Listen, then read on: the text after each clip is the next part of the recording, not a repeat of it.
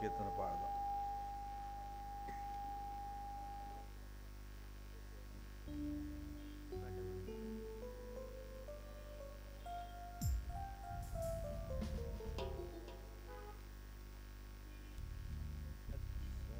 సాటిలేనిది యేసుని రక్తము పాపమును కడుగును ప్రియుడా, పాపమును కడుగును. సాటిలేని యేసుని రక్తము పాపము కడుగును ప్రియుడా, పాపమును కడుగును. సోదర దేవుడు ఎంతో ప్రేమించే ఈ జగతిని, ప్రేమించే ఈ జగతిని. సోదర దేవుడు ఎంతో ప్రేమించే ఈ జగతిని, ప్రేమించే ఈ జగతిని. సిలువలో ప్రాణము నర్పించి క్రీస్తు యేసుని పంపెను ప్రియుడా, యేసుని పంపెను. సాటిలేనిది యేసుని రక్తము పాపమును కడుగును ప్రియుడా, పాపమును కడుగును.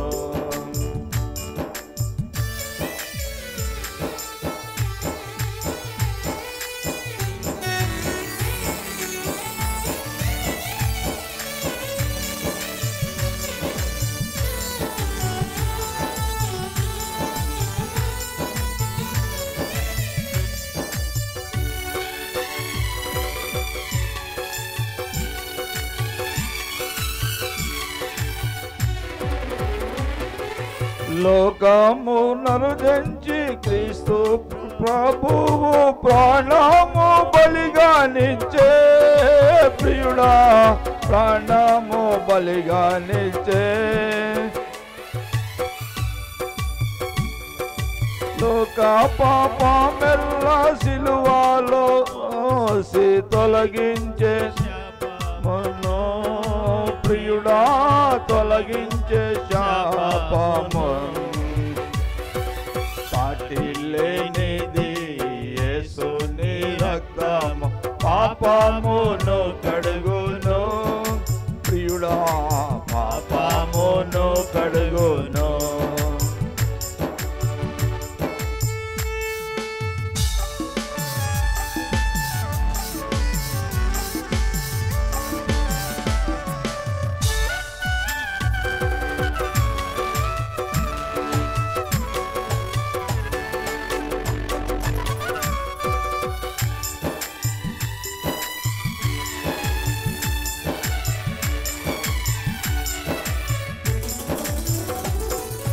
పాపభారము మోసి నీవు ప్రయాసముందితివా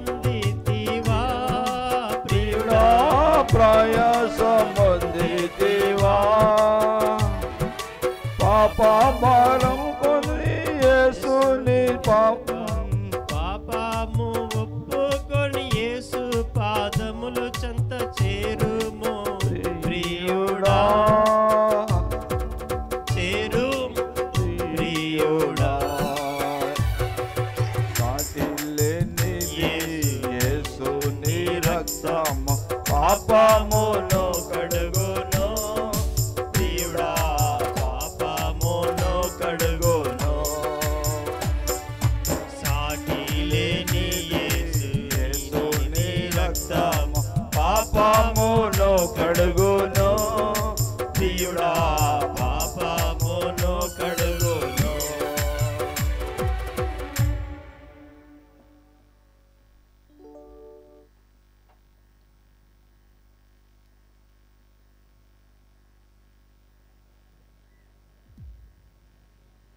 క్రీస్తునందు ప్రియమైనటి దేవుని సంఘమ, ప్రభు మన మధ్యలో ఆయన ఉంచిన దేవుని బంధమును గురించి మనకు అనుగ్రహించబడిన దేవుని వాక్య సందేశం బహు ప్రాధాన్యమైనది.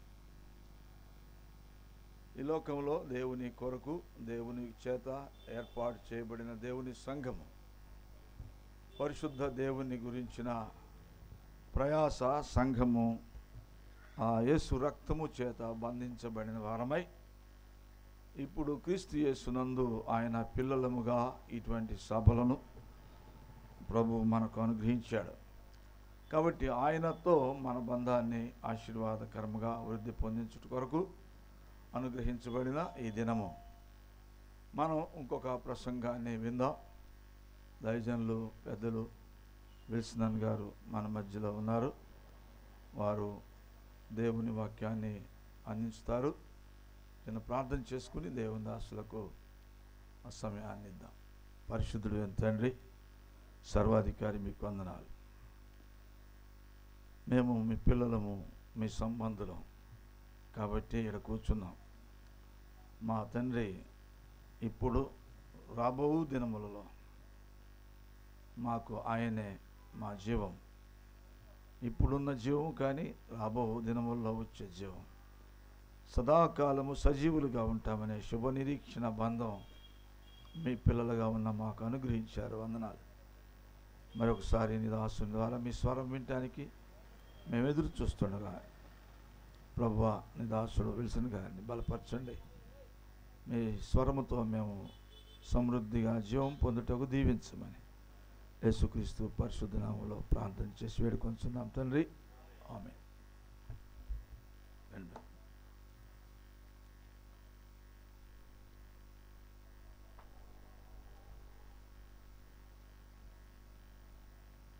క్రీస్తునందు ప్రియమైన సహోదరి సహోదరులారా, ప్రభునామంలో మీ అందరికీ వందనాలు.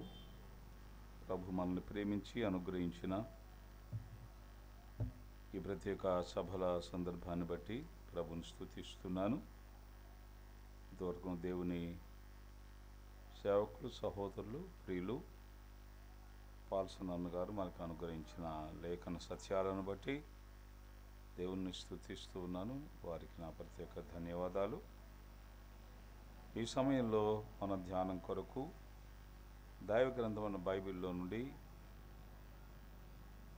పౌలు తెస్సలోనికైలకు రాసిన మొదటి పత్రిక. పౌలు తెస్సలోనికైలకు రాసిన మొదటి పత్రిక చూడండి.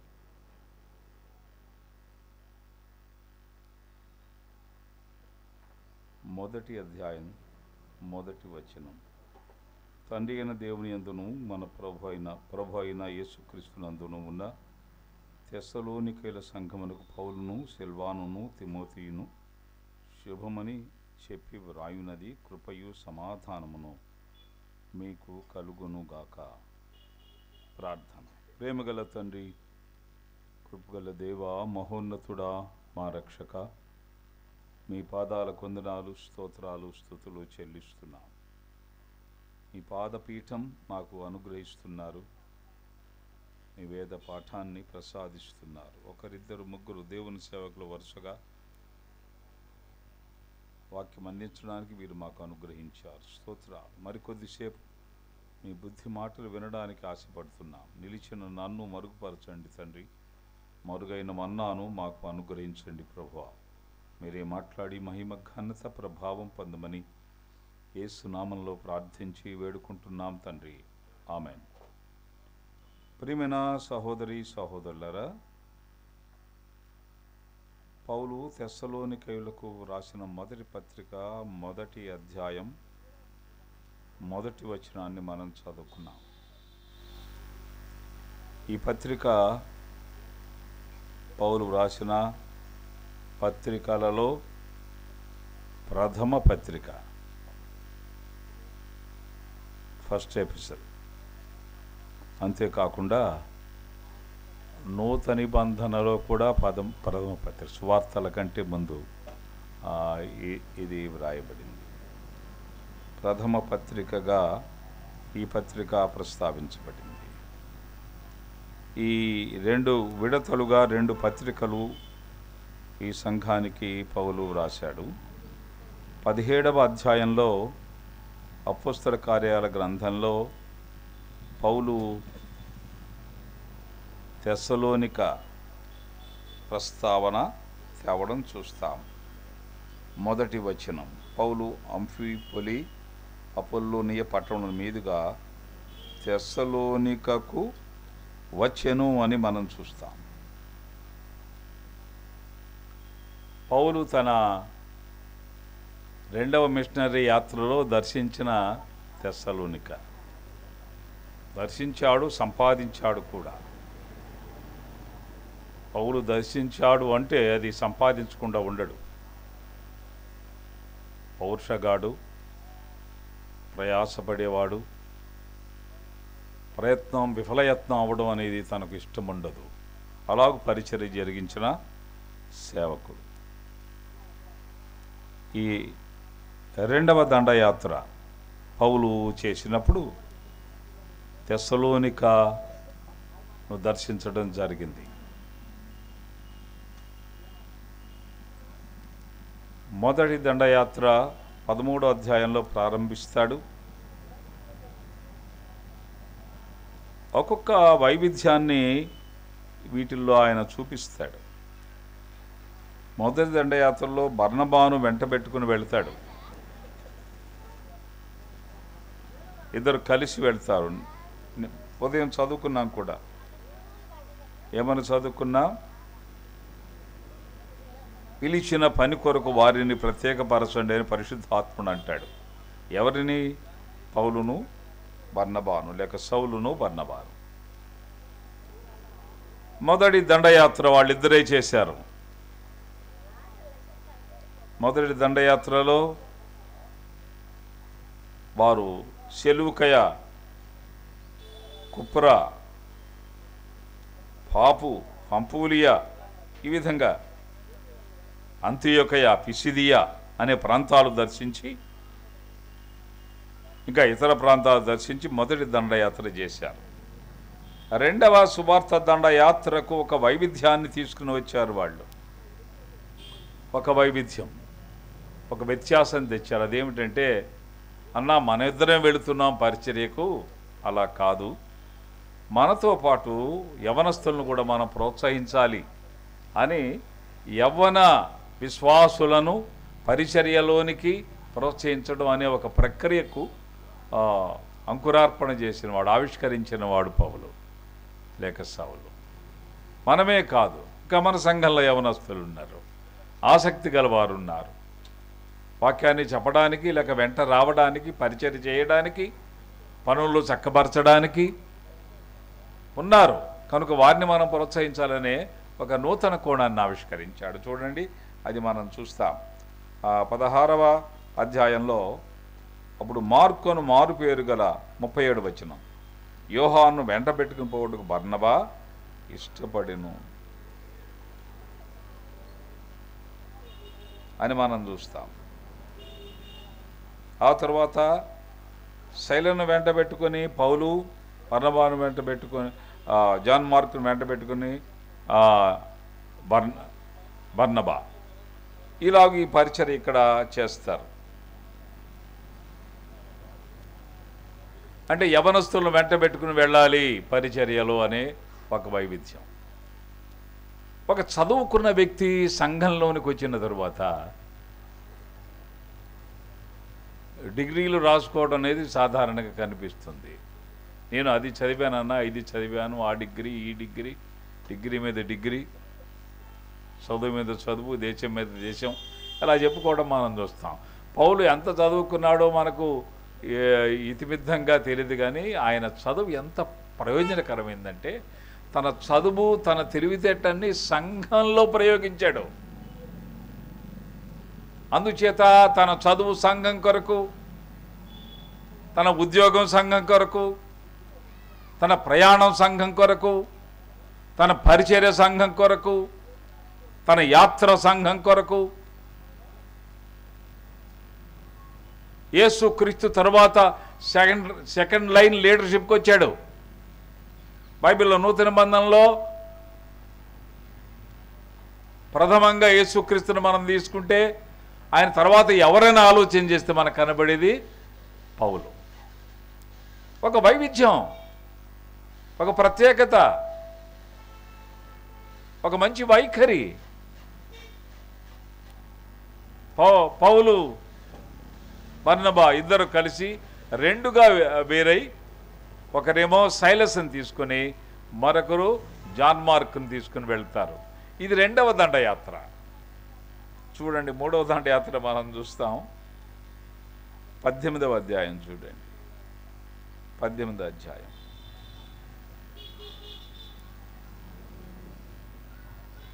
18వ వచనం.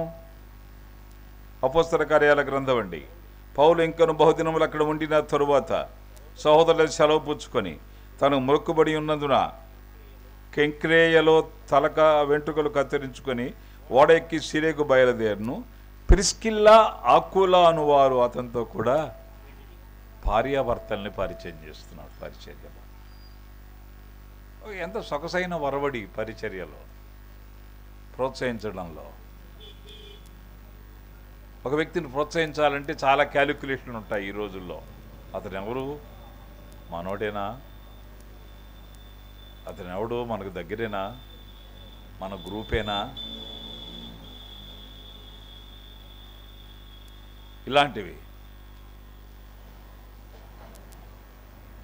వాడు ఎంత హీనుడైనా మరొకడు రికమెండ్ చేస్తే మోగోడు కూడా సేవకుడు అవుతాడు. మన సంఘాల్లో మోగోళ్ళు కూడా సేవకులు అవుతారు, ఏమి నోరు లేకపోయినా కూడా. పౌలు మెరికల్ని తయారు చేశాడండి. మెరికల్ని, రైఫిళ్ళని తయారు చేశాడు. నిష్పక్షపాతంగా సేవకు ఆసక్తి కలిగి ఉన్న వారిని రంగంలోకి దింపాడంతే. బర్నబాను తెచ్చాడా? ఈ దండయాత్రల క్రమంలో మనం చూస్తున్నాం. సైలస్ని తెచ్చాడా?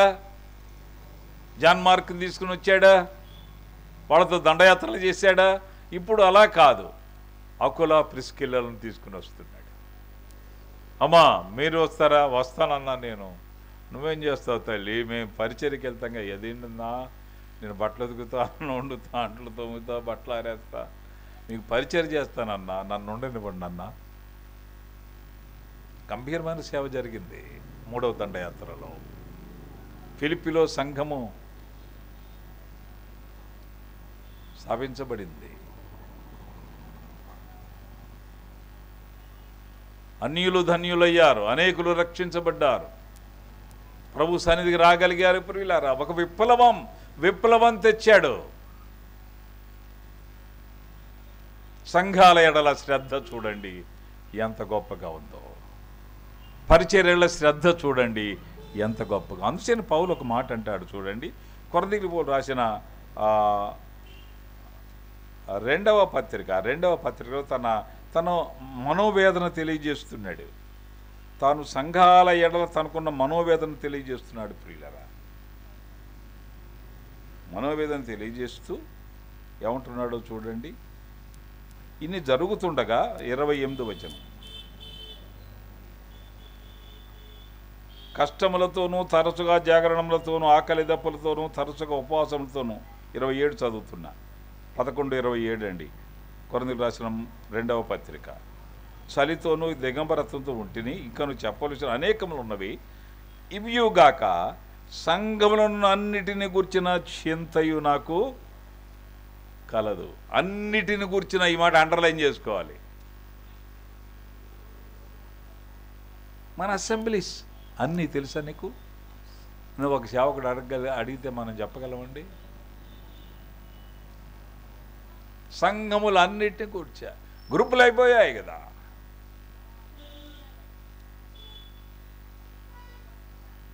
పొసగదు కదా, పడదు కదా, పలకరించుకోరు కదా, రారు కదా.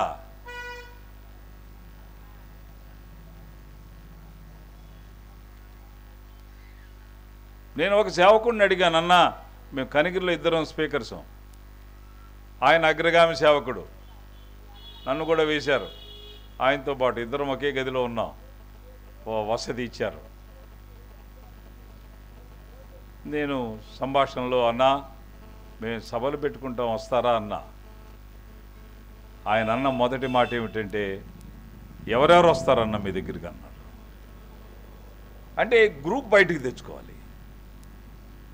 ఎవరెవరు వస్తారు మీ దగ్గరికి అన్నాడు. నేను అన్నాను, నేను పిలిచిన వాళ్ళు వస్తారన్నా. ఎవరన్నా పిలుస్తారన్నా మీరు అన్నాడు. నా దగ్గరికి వచ్చే వాళ్ళందరినీ పిలుస్తానన్నా. అన్న కోట టైం అయింది కానీ వెళ్దాం పద అన్నాడు. సంఘములన్నిటిని గూర్చి పౌలు అంటున్నాడు, సంఘములన్నిటిని గూర్చిన చింత నాకున్నది. Without variation, without difference, without difference of distance.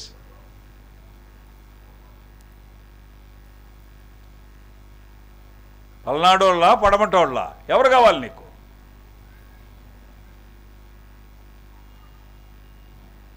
యేసు క్రీస్తు రక్తంలో కడుగుబడిన మన సంఘాలు ప్రోత్సహించేవారు కావాలండి, హెచ్చరించేవాళ్ళు కావాలండి,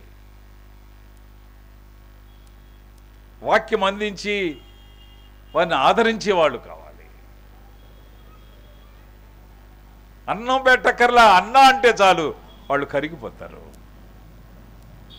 అన్నం పెట్టక్కర్లా, అన్నా అని భుజమే చేవేస్తే చాలు వాళ్ళు మంత్రముగ్ధులైపోతారు. అన్న మా దగ్గరికి వచ్చాడన్నా. సంఘాలు అర్రులు చారుస్తున్నాయి. చాలామంది సేవకులు ప్రోత్సాహం లేకయే పైకి రాలేకపోతున్నారు. సంఘములన్నిటిని గురించి ఈ మాట అండర్లైన్ చేసుకోవాలి. ఈవియుగాక సంఘములన్నిటిని గురించిన చింత నాకున్నది. ఇది మన సంఘాలకు నేటి అవసరం అండి. కరెంట్ నీడ్, నేటి అవసరం. ఒక విప్లవాత్మక మార్పు రాకపోతే, శ్రద్ధ లేకపోతే మనకు బుద్ధి లేదు అని చెప్పబడుతుంది. శ్రద్ధ లేనివాడు, ఏమండి శ్రద్ధ లేనివాడు, చెప్పండి నెక్స్ట్ మాట ఏమిటి చెప్పండి అన్నా, పర్వాలేదు చెప్పండి, ఎవరికి చెప్పనులే. శ్రద్ధ లేనివాడు బుద్ధి లేనివాడు, బుద్ధి లేనివాడు శ్రద్ధ లేనివాడు. పౌలు అంటున్నాడు సంఘములన్నిటిని గూర్చిన చింత. ఎవరు వస్తే నీకెందుకు సంఘానికి? వాళ్ళ డీటెయిల్స్, వాళ్ళ వివరాలు, వాళ్ళ డిఎన్ఏ అవి కావాలా నీకు? వాళ్ళ ఆధార్ కార్డు కావాలా? పాటేమో ఆధారం నీవేనయ్య, పాట మాత్రం పాడతారు, విరగదీస్తారు పాట, కానీ చర్యల్లో శూన్యం. పౌలు మనకు ఆదర్శం అన్నా అక్క, పౌలు మనకు ఆదర్శం. ఆయన నినాదం ఏమిటంటే సంఘములన్నిటిని గూర్చి. పౌలున్న ఎవరు? సంఘములన్నిటిని గూర్చి చింతగలవాడు. అందుచేత ఈ క్రమంలో 17వ అధ్యాయంలో అపుస్తల కార్యాల గ్రంథంలో 2వ దండయాత్ర నేపథ్యంలో, 2వ సువార్త దండయాత్ర నేపథ్యంలో తెస్సలోనికను దర్శించాడు. తెస్సలోనికను సంపాదించాడు.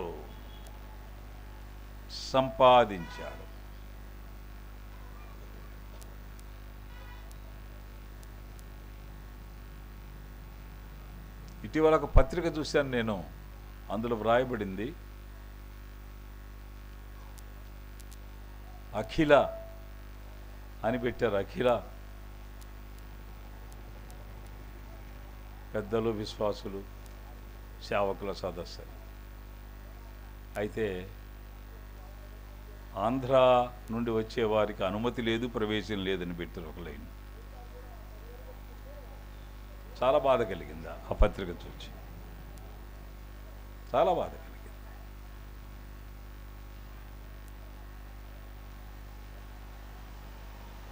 సంఘములన్నిటిని కూర్చిన చింత కాదు ఇది. అందుచేత పౌలు ఒక మాదిరి, ఒక హెచ్చరిక ప్రియులారా. ఈ 17వ అధ్యాయంలో తెస్సలోనికను దర్శించి ఆ తరువాత సంపాదించి వాళ్ళకి ఉత్తరం రాస్తున్నాడండి. కొరంథీ నుండి పంపిస్తాడు ఈ ఉత్తరం. ఈ ఉత్తరంలో వైవిధ్యం చూడండి, మీరు అదిరిపోతారు. మీరు అదిరిపోకపోతే నా బాధ్యత కాదు, మీలో ఏదో లోటు ఉందని, తేడా ఉందని అర్థం. చూడండి, మీ జ్ఞాపకం చేస్తా. ముందే అదిరిపోతా ఉన్న తర్వాత చెప్పండి అంటారా? అదైనా చేయొచ్చు, మీ ఇష్టం, ఆప్షన్ మీదే. చూడండి, మొదటి అధ్యాయం చూడండి. మొదటి అధ్యాయం అంతటిలో 2వ వచనం, మీ పనిని, 2వ వచనం 2వ లైన్, మీ ప్రయాస, మీ ఓర్పు. మీరు గమనించండి వరుసగా, మీ విషయమై, మీ అందరి నిమిత్తము మీరు ఏర్పరచిన, మీ యొద్దకు వచ్చి ఉన్న, మీ ఎడల ఎట్టివారమై ఉంటిమో మీరెరుగుదురు. మీరు వాక్యం అంగీకరించి మీ యొద్ద నుండి మీ విశ్వాసము, మీ యొద్ద మాకెట్టి ప్రవేశము కలిగెను. మీరు ఎలాగూ దేవుని వైపునకు తిరిగితురో. ఏమిటిదండి? మొదటి అధ్యాయం మీరు ఈ వైవిధ్యాన్ని చూపించాడు. మీరు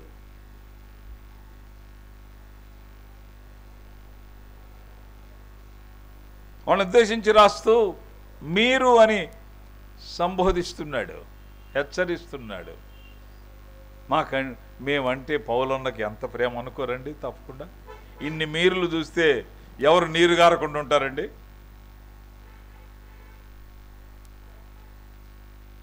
అయిస్తులా కరిగిపోయి ఉంటారు. పౌలన్నకి మేమంటే ఎంత అభిమానం అన్నా, ఉత్తరం నిండా మీరేనన్నా. ఇంతకుముందంటే ఉత్తరాలు, ఇప్పుడంతా మొబైల్ వచ్చిన తర్వాత అన్ని మెసేజ్లే కదా. మెసేజ్ పెట్టండి అన్న, స్టేటస్ పెట్టండి అన్న, వాట్సాప్లో పంపండి అన్న, ఫోన్పే నెంబర్ ఇవ్వనన్నా. ఇవన్నీ ఇప్పుడు అంతా మొబైల్లో కదా సిస్టమ్. పౌలు ఉత్తరాలు రాస్తూ సంఘాలకు పంపించాడు. ఈ మొదటి అధ్యాయంలో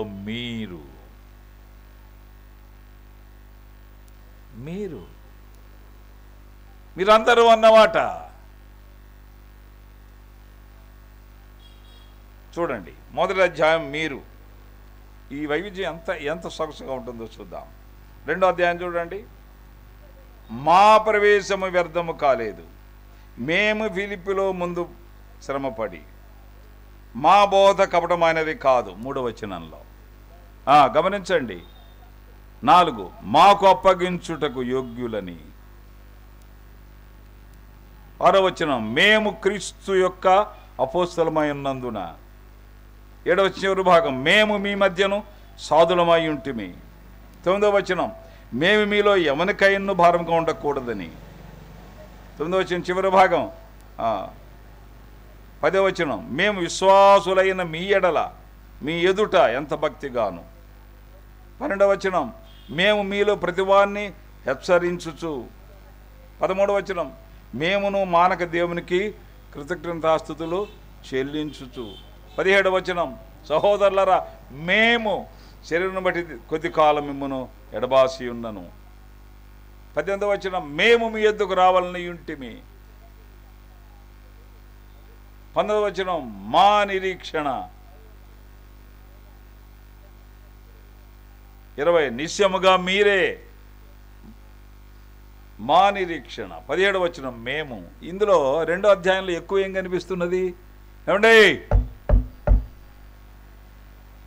డ్రమ్ము పెడితే బాగుంటుందండి ఇక్కడ. మొదటి అధ్యాయం ఏమిటి? మీరు. 2వ అధ్యాయం ఏమిటి? మేము. సంఘం అంటే ఇది అన్నమాట, రూపం. మీరు, మేము.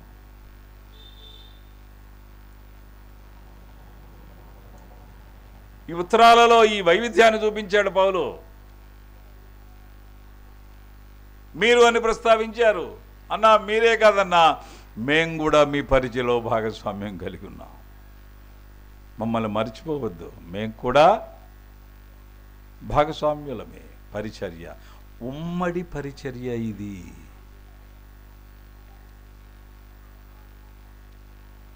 It's a committed and communal.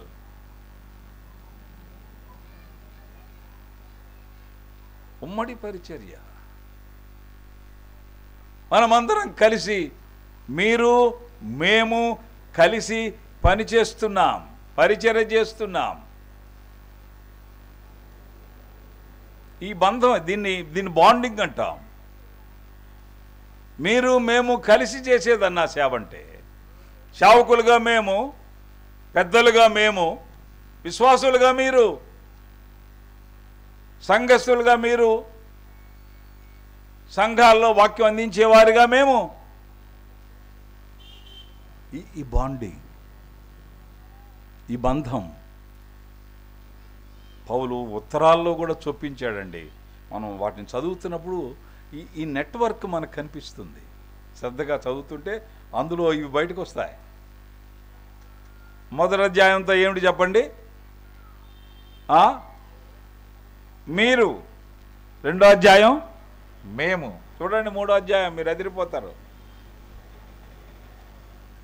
మూడో అధ్యాయం 4వ వచనం, మన సహోదరుడు.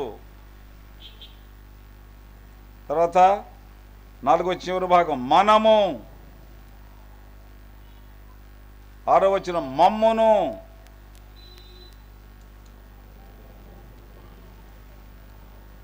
గమనించారా? 4వ అధ్యాయంలో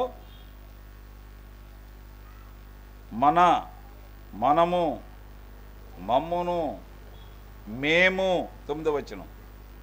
ఏమండి అంటే ఏమిటి? మొదటి అధ్యాయం అంతా ఏమిటి? మీరు. రెండో అధ్యాయం అంతా ఏమిటి? మేము. మూడో అధ్యాయం మనము. We are together.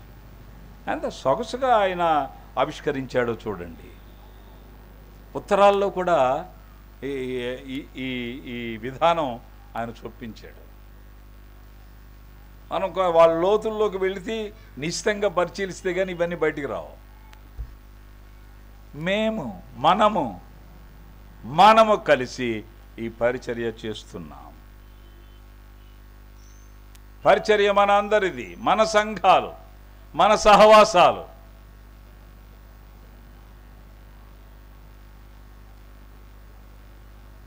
మన సంఘాల్లో ఉన్న విశ్వాసులు, వారి పరిచర్య ప్రమాణాలు,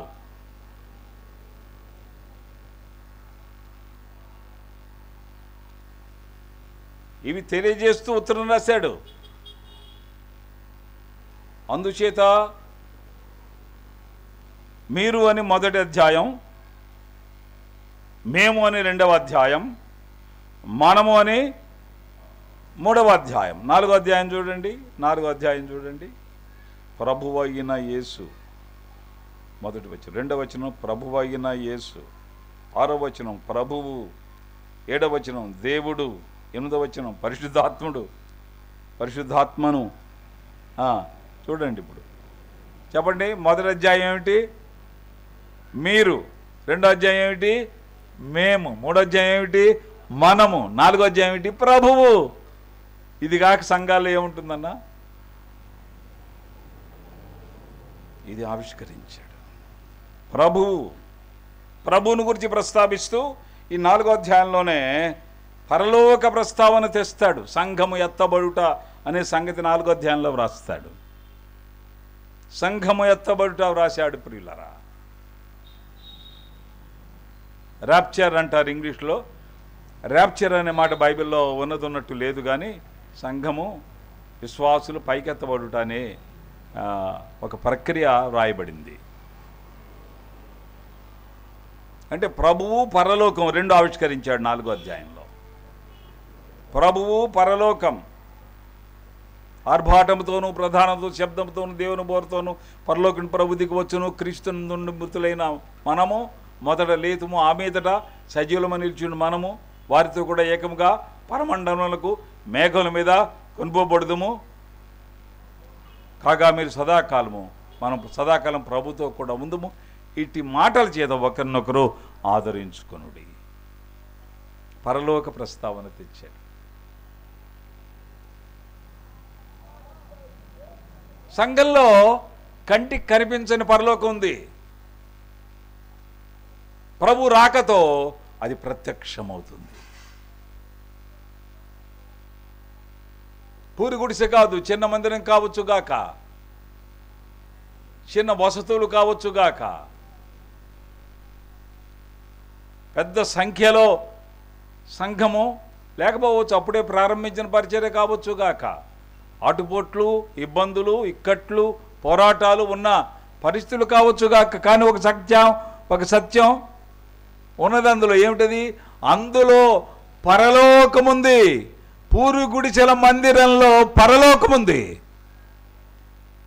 రేకుల షెడ్డు మందిరంలో పరలోకముంది. ఈ చిన్న మందిరాల్లో, మన మందిరాల్లో పరలోకముంది. పరలోకముంది. ఆర్భాటంతో, ప్రధానంతో, శబ్దంతో, దేవుని బోరుతో ప్రభు వచ్చినప్పుడు పరలోకం పైకెడుతుంది, భూలోకం మిగిలిపోతుంది. అందుచేత 4వ అధ్యాయంలో ప్రభువు పరలోకం ఈ రెండు ప్రస్తావించాడు.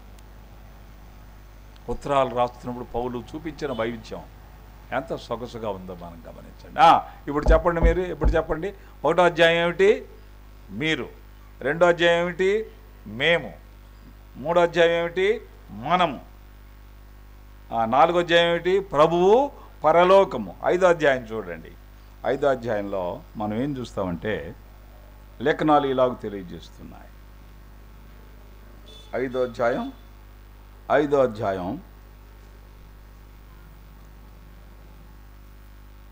13వ వచనంలో సమాధానముగా ఉండుడి, దీర్ఘశాంతం గలవారై ఉండుడి, మేలైన దాన్ని అనుసరించి నడుచుకొనుడి, ఎడతెక్క ప్రార్థన చేయుడి, కీడ్నకు దూరముగా ఉండుడి. ఏమిటివన్నీ? క్రమము.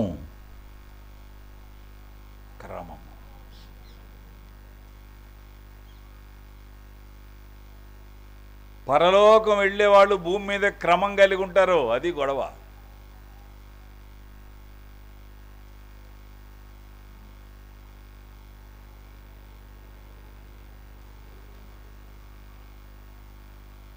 పల్నాడు కవి, మన సంఘాల పల్నాడు కవి ఎవరు చెప్పండి?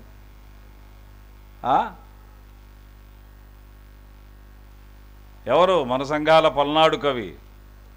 వజ్రగిరి గారు. ఆయన రాసిన పాటలు చాలా వైవిధ్యంతో కూడిన పాటలు. శ్రమలు లేని జీవితమును కోరుకొనకము సోదర, శ్రమలు లేని జీవితములో క్రమము లేదురా సోదర అని రాశాడు. క్రమము. సంఘంలో క్రమం. పక్క అన్న ఏం కనపడుతున్న సంఘంలో? చప్పట్లు సందాలేనా? సంఘం అంటే చప్పట్లు సందాలన్నా, కంజర డ్రమ్ అన్నా, ఇదేనా సంఘం అంటే?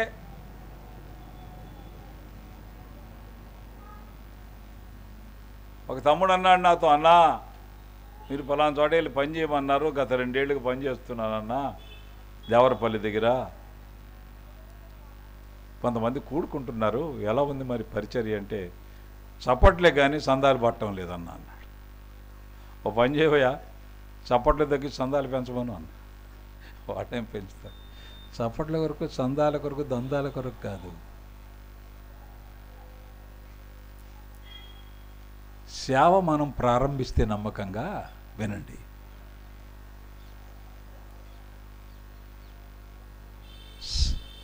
డబ్బుకు పిచ్చి పడుతుంది. డబ్బుకు పిచ్చి పట్టి వెంట వస్తుంది. మనకు పిచ్చి ఎక్కడం కాదు, మనకు పిచ్చి ఎక్కడం కాదు, మన వెంట వస్తాయి. కృపాక్షేమములు నా వెంట వచ్చును. అది నిశిత సునిశిత వాగ్దానం. పరిచర్య సామాన్యం కాదు.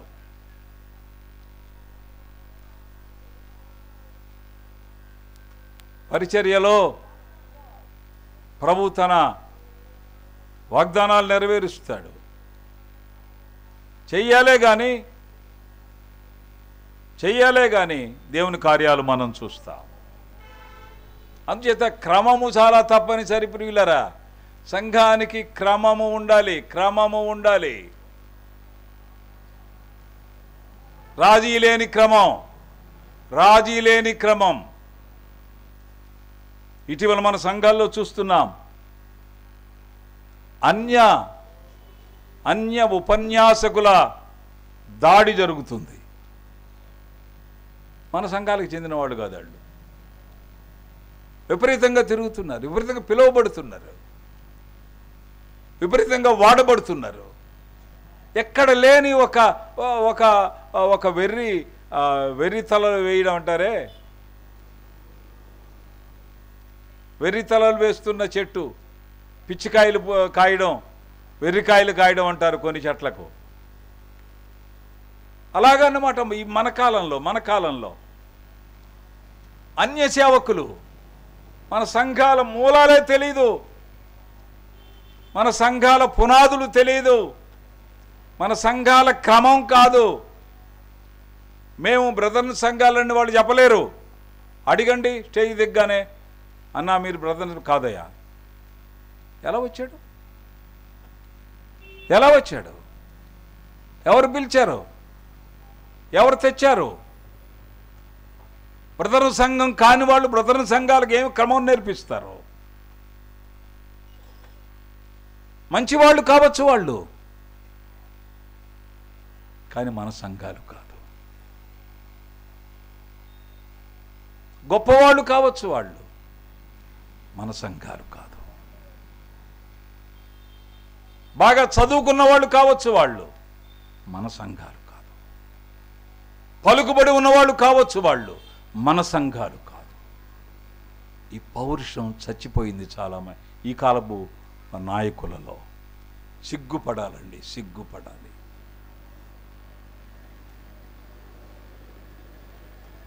బ్రాహ్మణుల్లో 2 వర్గాలు ఉన్నాయి, నియోగులు అని, వైదికులు అని. ఇద్దరు బ్రాహ్మణులే, కానీ వాళ్ళు ఏం చెప్తారో తెలుసా? ఏమండి, మేము బ్రాహ్మణులే కానీ మేము ఇద్దరం, వాళ్ళు నియోగులు పక్క పోర్షన్లో ఉన్నవాళ్ళు, ఈ పోర్షన్లో ఉండే మేము వైదికులం. కానీ మా మధ్య బంధం ఎలాంటిదంటే, మాకు కంచం పొత్తుంది. ఆ ఇంట్లో మేము వెళ్ళి భోంచేస్తాం, మా ఇంట్లో వాళ్ళు వచ్చి భోంచేస్తారు, కానీ కంచం పొత్తే కానీ మంచం పొత్తి లేదు మాకు. పిల్లల్ని ఇచ్చి పుచ్చుకోం. మన స్టేజీలు ఎక్కే పొత్తు ఉండకూడదు. వాళ్ళు మన సంఘాలు కాని వాళ్ళు, మన సంఘాలకు చెందని వాళ్ళు. అది నేరం, అది ఒక చారిత్రాత్మక నేరం. నువ్వు ఎక్కించి వెళ్ళిపోతావు అంతే. ఇక మన సంఘ సేవకులు మిగలరు రానున్న దినాల్లో మిగలరు. పిల్లారా, మన స్టేజీల్లో ఇప్పుడు 6 సేవకులను వేస్తే 5 మన సంఘ సేవకులు, 1 సేవకుడు అన్య సేవకుడు అయి ఉంటే, రానున్న దినాల్లో 5 అన్య సేవకులు, ఒకడు వీలైతే మనోడు ఎవరు ఉంటాడేమో. అలాంటి దినాలు వచ్చే ప్రమాదం ఉంది. అది ఒక వైరస్, అది ఒక ప్రయోగం, అది ఒక అనారోగ్యం, అది ఒక అంటురోగం.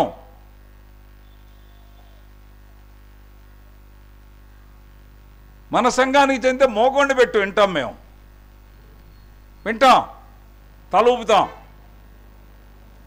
ప్రోత్సహిస్తాం. మన సంఘాలకు చెంది ఉంటే, మన సంఘాల మూలాలే తెలీదు, సిద్ధాంతం తెలీదు,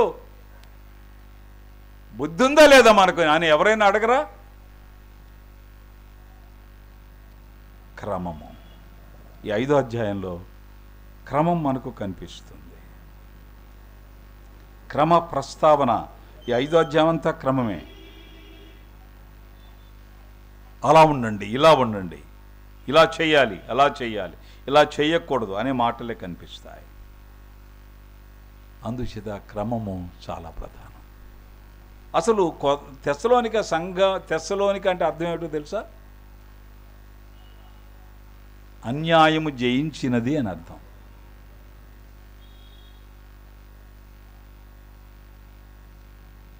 అన్యాయము జయించినది.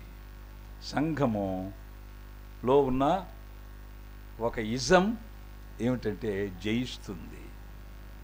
సంఘము ఓడిపోదు, సంఘము జయిస్తుంది. అంచి జయించువానిని పరదైసులో మన్నాను భుజింపనిత్తును. జయించువానికి తెల్లని రాతినిత్తును, జయించువానికి ఒక కొత్త పేరు ఇస్తాను. జయించువాడు పచ్చని ఓలేవ మొక్కవలే ఉంటాడు. అన్ని సంఘాలతో 7 సంఘాలతో జయించువాడు జయించువాడు జయించువాడు అని హెచ్చరించాడు ప్రభువు. ప్రియమైన సహోదరి సహోదరులారా, సంఘము అన్యాయమును జయించేది. ఏది వాక్యానుసారం కాదో, ఏది క్రమం కాదో, ఏది విధానం కాదో, ఏది లేఖనాలు ఒప్పుకోవట్లేదో అది నిర్మోహమాటంగా నిర్మోహమాటంగా నిర్మోహమాటంగా చెప్పడం. సంఘాల ప్రతిష్టను కాపాడుకోవాలి, నాణ్యత కాపాడుకోవాలి, నాణ్యత కాపాడుకోవాలి.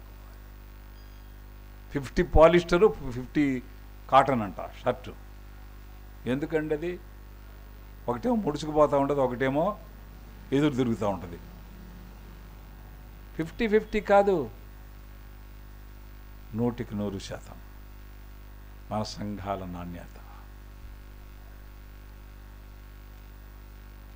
విస్తరించిన మన సంఘాలు అన్ని జిల్లాల్లో ఉన్నాయి, అన్ని రాష్ట్రాల్లో ఉన్నాయి. ప్రపంచంలో ఎక్కువ దేశాల్లో ఉన్న సంఘం బ్రదర్ నర్సింగ్. ప్రపంచంలో మాట అండర్లైన్ చేసుకోండి. ప్రపంచంలో అత్యంత పురాతనమైన సంఘం. ఈ ప్రొటెస్టెంట్ మూవ్మెంట్ తర్వాత అత్యంత పురాతనమైన సంఘం బ్రదర్ సంఘాలు. నా ప్రియమైన సహోదరి సహోదరులారా, ఈ భావజాలాన్ని మనం నూరిపోయాలి. మీరు అన్నా, మేము అన్నా, మనమన్నా, ప్రభు అన్నా, పరలోకమన్నా, క్రమమన్నా అని చెప్పే రోజులు రావాలండి. అలాంటి దినాలు మనకు రాకపోతే మనం పోగొట్టుకునేది మన సంఘాల నాణ్యత. మిగిలేది నాసిరకం, మిగిలేది నాసిరకం. ప్రియులారా, ఎలా తెచ్చారో, ఎవరు తెచ్చారో, ఎలా ప్రవేశపెట్టారో, వుహాన్లోంచి కరోనా వచ్చినట్టు వచ్చి పడిందండి. ఇది అన్య సేవకుల వినియోగం వచ్చి పడింది. మనం వాళ్ళని ద్వేషించాం, ప్రేమిస్తాం, కానీ మన సంఘాలు అనే ఒక మన సంఘం కాని వాళ్ళని ఎందుకండి?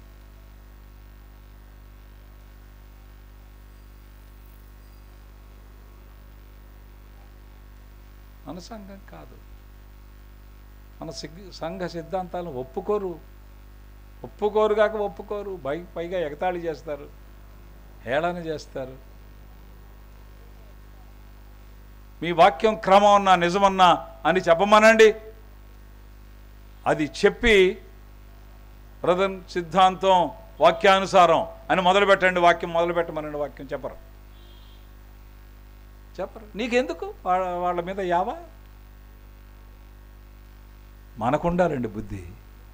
పిలిస్తే ఎవరైనా వస్తారు కదా, ఎవరైనా వస్తారు. వాళ్ళది కాదు పొరపాటు, మనకుండాలి బుద్ధి, మనకుండాలి జ్ఞానం, మనకుండాలి తెలివితేట, మనకుండాలి జాగ్రత్త. ప్రాకారం లేని పురాలు అయిపోతాయి. ప్రాకారం లేని పురం ఎలాంటిదో తన మనస్సును అణుచుకున్నవాడును అంతే అని చూస్తాం 16:32 సామెతల గ్రంథంలో. ప్రాకారం లేని అంటే క్రమం లేని అన్నమాట. క్రమం లేని, ప్రాకారం లేని సంఘాలుగా మన సంఘాలు. అందుచేత ఈ తెస్సలోనిక సంఘం అంటే అన్యాయమును జయించునది అని అర్థం. అన్యాయాన్ని జయించే సంఘంగా, లేఖనానికి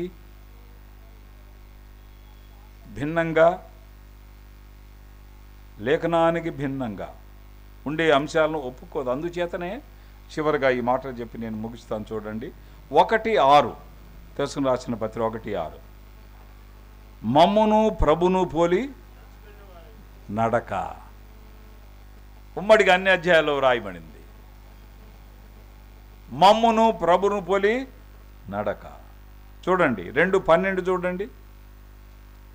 దేవుని తగినట్లు నడుచుకొని. నడక.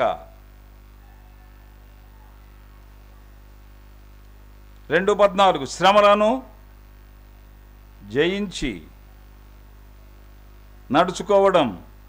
4:2 నేర్చుకున్న ప్రకారం నడుచుకోవడం. 5:15 మేలును అనుసరించి నడుచుకోవడం. నడక, వ్యక్తిగత ప్రవర్తన. ఒక నాణ్యమైన సంఘరూపం తెసలోనిక సంఘంలో కనిపిస్తుంది. క్వాలిటీ అసెంబ్లీ అపియరెన్స్, ఒక నాణ్యమైన రూపం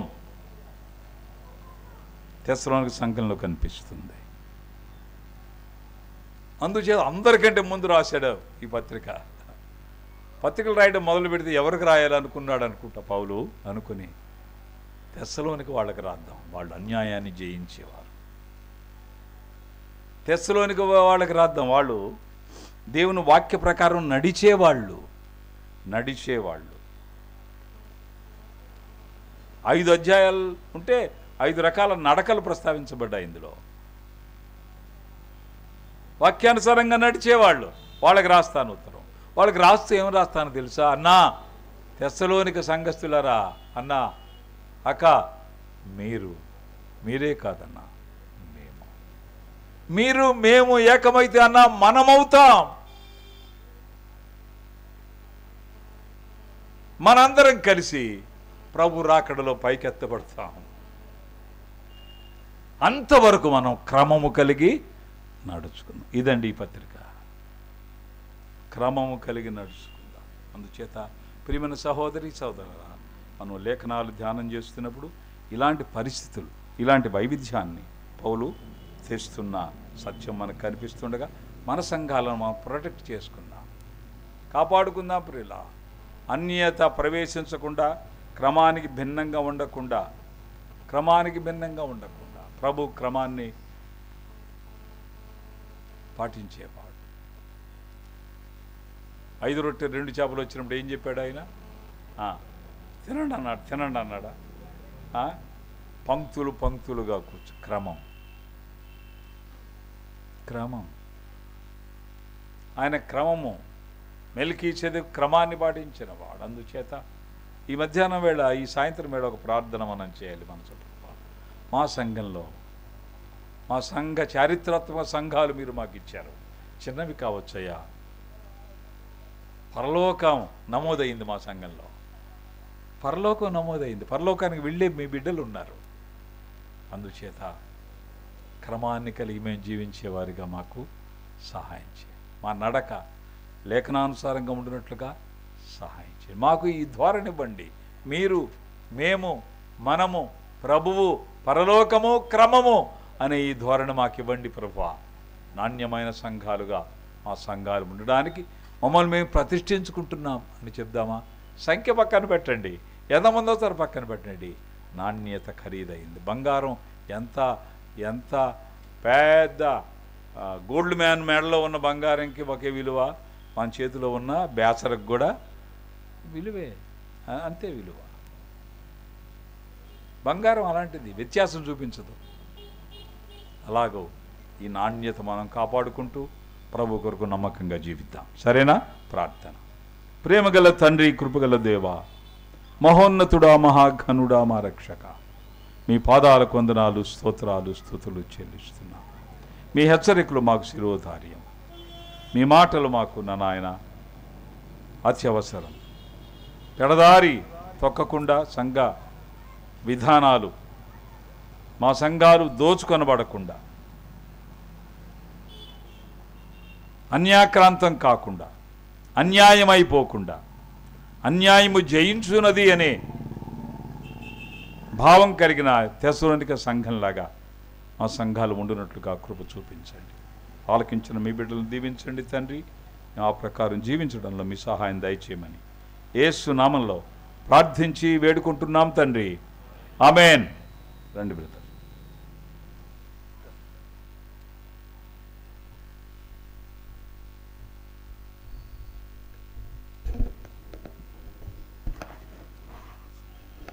క్రీస్తునందు ప్రియమైనటి వారలారా, దేవుని పక్షంలో మీ అందరికీ వందనాలు. మన మధ్యలో దేవుని వాక్యం అందించిన పెద్దలు విల్సన్ గారికి, అలాగే పాల్సన్ గారికి ఈ దిన వాక్య పరిచర్యలు ప్రభు వారిని మన మధ్య ఆయన స్వరమును, దేవుని సందేశం మన మధ్యలో ఉంచాడు. మనం విన్న వర్తమానం ప్రకారం మేము మన ప్రభు ఆయన ద్వారా మనకు అనుగ్రహించిన క్రమము, ఆ క్రమంలో నడుచుట, వీటన్నిటినీ మనం సంఘపరంగా అవలంబించుట ఆశీర్వాదకరం. దేవునికి సాక్ష్యమైన పనిని ప్రభు మనకు జ్ఞాపకంలో తీసుకువచ్చాడు. నేటి దినాల్లో ప్రభు యొక్క పరిచర్యలో కావలసిన సంగతులు ఇలాగా. మరి దాదాపు అన్నగారికి, ఐజక్ అన్నగారికి, విల్సన్ అన్నగారికి రానున్న ఈ తరంలో వారు సుదీర్ఘమైన బ్రదర్ సంఘ అనుభవాలు, చాలా సుదీర్ఘమైన సంగతులు తెలిసిన వారు. వారిపై వారు గుర్తించిన ఈ సమస్యను బాగా స్థిరపరిచి క్రమపరచడంలో కూడా ప్రభు తలంపు కలిగి ఉండి మనల్ని ముందుకు నడిపిస్తారు. ప్రభు యొక్క పని అది. దేవుడు తలంపు సందేశము ఇచ్చినవాడు. సమస్తమును స్థిరపరిచి ఎక్కడ లోపముగా ఉన్నదో వాటిని సరిదిద్దటం కూడా వారి తరంలో బాధ్యత. కాబట్టి ప్రభు అలాగా నానున్న దినాల్లో అట్టి క్రమమును మనం పాటించడంలో పని కలిగిన వారుగా ప్రభు మనల్ని ఆశీర్వదించాలని. మరి దాదాపు 18వ శతాబ్దంలో ఈ బ్రదరన్స్ మూమెంట్ ప్రారంభమైనప్పుడు అప్పటికి ఉన్న సంఘాలలో సన్నగిల్లుతున్న ఆధ్యాత్మిక క్రమశిక్షణను బట్టి వాక్యము లోతుగా అధ్యయనం చేసినప్పుడు మనమందరం కూడా దేవుని పని కొరకు మనముగా క్రమం కలిగి ఉండాలని ఏర్పడింది దేవుని సంఘాలుగా. అందుకే బ్రదరన్ సంఘము అనగా మరి ఏర్పడినది. దేవుని సహోదరు యేసుక్రీస్తు ప్రభువారు దేవుని కుమారుడు. ఆయన ద్వారా అందించబడిన క్రమంలో ఆయన కుమారుడు వలె మనం కూడా నీ వాక్యమే సత్యము కొరకు సాగుట ప్రభు చిత్తం. అలాగా ఉండటం కొరకు మనం ప్రయాసపడుతున్నాం. అయినా కానీ అపవాది లోపాలు కలుగు చేస్తూ ఉంటాడు. ఆ పరిస్థితులను అధిగమించాలి అనేదే దైవదాసుల ద్వారా దేవుడు మనకు అనుగ్రహించిన సత్యం. ప్రభు అలాగా నడిపించునుగాక. ఈ దిన ఈ సాయంకాల కూడిక ముగించబడింది. ఈ కూడిక అనంతరం మీకు టీ ఏర్పాటు చేయబడుతుంది. టీ తీసుకుని 6:30 గంటలకు మరలా తిరిగి మనం కూడుకుంటే మరలా ఈరోజు రాత్రి 7:30 నుండి 8:30 నుండి 9:30 దాకా మాత్రమే దేవుని వాక్య సందేశాలు ఉంటాయి. కాబట్టి 7:30 కల్లా దేవుని వాక్యం ప్రకటన చేసే కార్యక్రమం ప్రారంభించబడుతుంది. ఈ సంగతిని జ్ఞాపకం ఉంచుకొని మీరు ఎక్కడికి వెళ్ళి వచ్చినా కానీ మరి సభలో పాల్గొనట కొరకు, దైవ సందేశాలు వినట కొరకు మరి 2 సందేశాలు ఉంటాయి. కాబట్టి దయచేసి అందరికడనే కూడి రావాలని మీ అందరికీ వందనాలు చేస్తూ ముగిస్తున్నాం. సెలవు. మరి అందరికీ మరి టీ ఉంది, తీసుకుని సాగిపోవాలన్నమాట.